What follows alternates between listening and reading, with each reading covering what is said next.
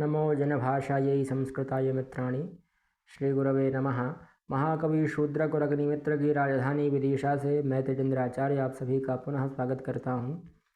आज हम कर्तृक्रिया प्रयोग पढ़ेंगे, यानी क्रियाओं के साथ में कर्ता का प्रयोग किस प्रकार से होता है ना। अभी तक हमने क्रिया ही पढ़ी थी, पठति, गच्छति, हसति, वदति, लिखति, धावति, नृत्यति, गायति इत्यादि क्रियाएं ही पढ़ी थी। अब क्रियाओं के साथ कर्ता का प्रयोग कैसे होगा। मैंने वहाँ आपको एक चीज़ बताई थी कि वहाँ सभी क्रियाएं एक वचन की थी, है ना, यानी एक वचन में ही उनका प्रयोग होगा। तो अब जब हम कर्ता का प्रयोग करेंगे तो कर्ता भी एक वचन का ही होना चाहिए, ठीक है। अब चित्र को देखकर तो हम ऐसा अंदाज़ा नहीं लगा सकते कि वह करना क्या चाह रहा है, पर जो भी हमें समझ में आएगा वही हम बता देंगे। जैसे यहाँ यह पढ़ रहा है ना, पुस्तक देख रहा है मतलब पढ़ रहा है, तो हम कह देंगे पठति। बालकः पठति, यहाँ यह खेल रही है, क्रीड़ा कर रही है, इसलिए कहेंगे बालिका क्रीडति। देखिए क्रियाओं में लिंग भेद नहीं होता। क्रियाओं में जब प्रत्यय लग जाते हैं उसके बाद उसमें लिंग भेद हो सकता है, प्रत्ययों से पहले नहीं हो सकता। जैसे बालिका पठति, बालकः पठति, कोई दिक्कत नहीं है। मित्रम पठति, मित्र नपुंसक लिंग का है, उसमें भी कोई दिक्कत नहीं है, क्रियाओं में कोई परिवर्तन नहीं आया। पर यदि हम इसमें पठ धातु में तवत प्रत्यय लगा दें और फिर बनाए वाक्य, तो बालकः पठितवान, है ना, बालिका पठितवती, मित्रम पठितवत। अब यहाँ तीनों रूप अलग अलग हो गए, तो उतना आप अभी मत सोचिएगा कि ये सब क्या हो गया। मैं सिर्फ इतना बता रहा हूँ कि क्रियाएं जो हैं उनमें लिंग भेद नहीं होता, बस क्रियाओं में जब प्रत्यय लग जाते हैं तब देखने में आ जाता है। अब बालिका क्रीडति, तरुणः धावति, ये दौड़ रहा है ना, ऐसा ही आभास हो रहा है कि दौड़ रहा है, तो धावति। भक्तः अर्चति, है ना, अर्चना कर रहा है इसलिए अर्चति।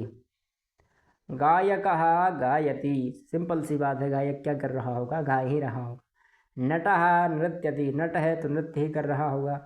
बानरः आरोहति, बानर चढ़ रहा है वृक्ष पर, इसलिए आरोहति। अथवा उचक रहा है तो कूर्दति, खेल रहा है तो क्रीडति, कुछ खा रहा है तो भक्षयति, खादति इत्यादि। फिर बालकः खादति, यह बालक खा रहा है। पुत्री खादति, पुत्री खादति, अथवा माता से बात कर रही है तो पुत्री वदति। फिर वृद्धा पश्यति, देख रही है टीवी को इसलिए वृद्धा पश्यति। अध्यापकः पठति, यहाँ अध्यापक जो है पुस्तक पढ़ रहे हैं, और यदि अध्यापक पुस्तक को पढ़ा रहे होते तो पठ धातु में निच प्रत्यय करने पर पाठ रूप बनता है, इसलिए हम यहाँ कहते हैं कि अध्यापकः पाठयति। यदि पढ़ा रहे हैं तो कहेंगे कि अध्यापकः पाठयति, है ना। वृद्धः उपविशति, बैठे हैं ना, बैठता है इसलिए उपविशति। जननी पचति, जननी जो है वो खाना बना रही है, पच धातु है खाना बनाने अर्थ में, और ये दोनों प्रकार से चलती है, आत्मनेय पद और परस्मय पद। हम परस्मय पद पढ़ रहे हैं इसलिए पचति बताया, वैसे पचते रूप भी बनता है इसका एक वैकल्पिक, और यहाँ पचति ठीक है। जननी पचति। चोरः चोरयति, अथवा मुष्णाति, एक मुष्ण धातु भी है चोरी करने अर्थ में, है ना, पर चुर धातु भी है, चुरस्ते ऐसी भी है चोरी करने अर्थ में, तो यहाँ चोरः चोरयति। फिर है यांत्रिकः पिबति, है ना, जल पी रहा है इसलिए पिबति। धनिकः ददाति, धनिक दे रहा है इसलिए ददाति। दा धातु है देने अर्थ में तो उसका ददाति रूप बनेगा, ठीक है।